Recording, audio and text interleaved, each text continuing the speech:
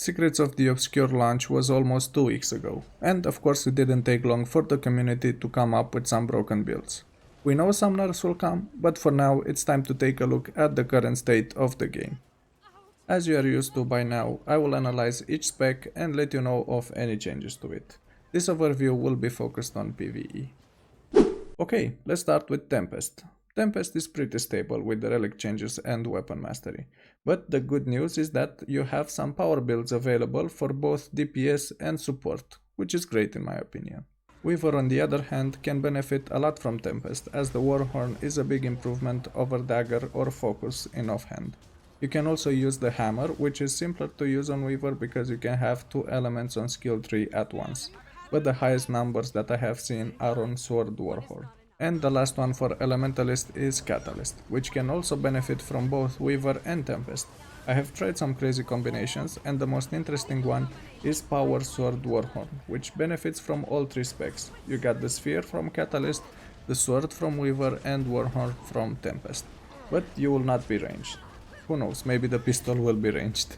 The relic I recommend for all these specs is Fireworks or Thief for the power builds and Fractal for the Condi builds. The reason Fireworks works so good on Elementalist specs is because you have a few skills with 20 seconds or more cooldown.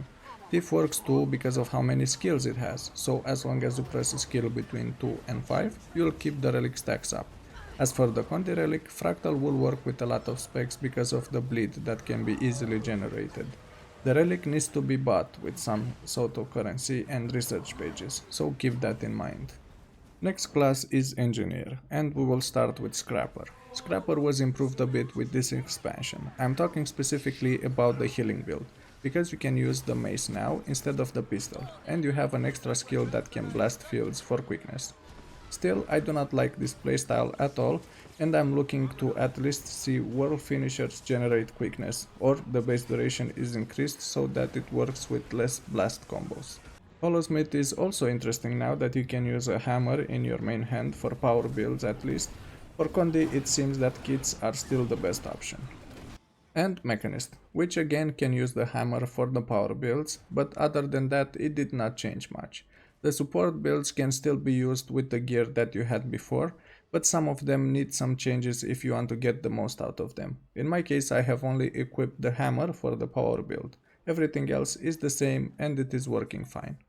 The relic choices for this class are very similar to Elementalist, and Fireworks or Thief works very good with the power or power support builds, and Akim for the Condi builds, as you can generate confusion easier than bleeding. I do not like it that there isn't a relic for Burning 2, but I guess that would make Firebrand OP. Speaking about Guardians, we can move on to Dragon Hunter, which is still a very good DPS choice, and you can now equip an offhand sword, which increases your mobility, but it might not be used that much as Focus is still a better option. Firebrand doesn't see much improvement either, since both weapons from Dragon Hunter and Willbender are for power builds. But it isn't nerfed either, so maybe it counts as a win? I don't know, you tell me. And Willbender, which I thought will be the winner for Guardian and that it will finally have a decent ranged option, instead of Scepter. But it isn't that usable unless you already used your F1, and then if the target teleports or runs away from you, you can use the bow. But I guess the spec is still decent and it remains a good option. You can also use the axe for some bleeding application if you are playing the Condi version, and it also works with Relic of the Fractal. The relic choices are a bit different for Guardian, as you have the Brawler relic for power builds, since most of the time you will have resolution or protection. But you can also use that Fireworks relic because of the few skills that have more than 20 seconds cooldown. For the Condi version, the Fractal relic seems like a good choice.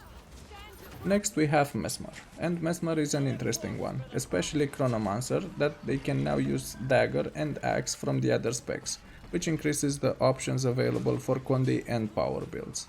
I already switched the main hand sword to Dagger and it feels a lot better, especially in open world. Mirage is even more special, not because of the offhand shield, but because of the ambush skill from the Dagger, which can be a problem in PvP from what I heard. But now you have even more options to play for a Condi build, so it seems like a buff in my books. Virtuoso is not that much different compared to before the expansion, it still remains a solid choice. There are more relic choices for Mesmer, specifically for the Condi builds, because the power relics are still limited to two options, Fireworks and Thief. The Condi relics are Akim, Fractal and Nightmare. Time for the big winner of the weapon mastery system, Necromancer. Tripper became a good option for Condi builds again. I do not think it does as much DPS as the power option, but at least you can use it. Next up is Scourge, which just became the most OP spec as it gained access to the pistol. This spec was really good before the patch, but now it's just unstoppable. I think it will be nerfed in the next balance patch, unless they will nerf Elementalist for some reason and they will ignore Necro. But I digress. Scourge is a solid choice now. You have a lot of range if needed, a lot of build options, and a simple rotation. And Harbinger, which is also buffed with a good offhand Condi weapon from Scourge. It's not as OP, but it is a very good choice, and I personally like it more than Scourge because of the movement skill and faster attacks. The relic choice is simple. If you want power, go Fireworks. Thief also works if you already have it. For Condi, you should go with Akim. If that's not possible, you can take Nightmare until you can acquire Akim.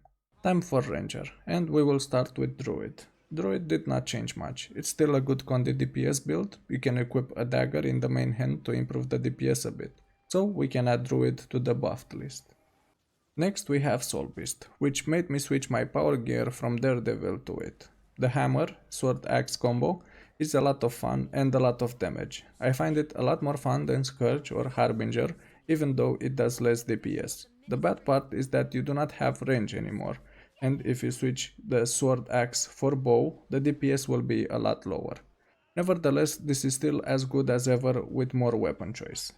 And Untamed, which gave us a new heal quickness option. I honestly did not expect this, but had two of them in two different strike groups the other day, and the healing was good.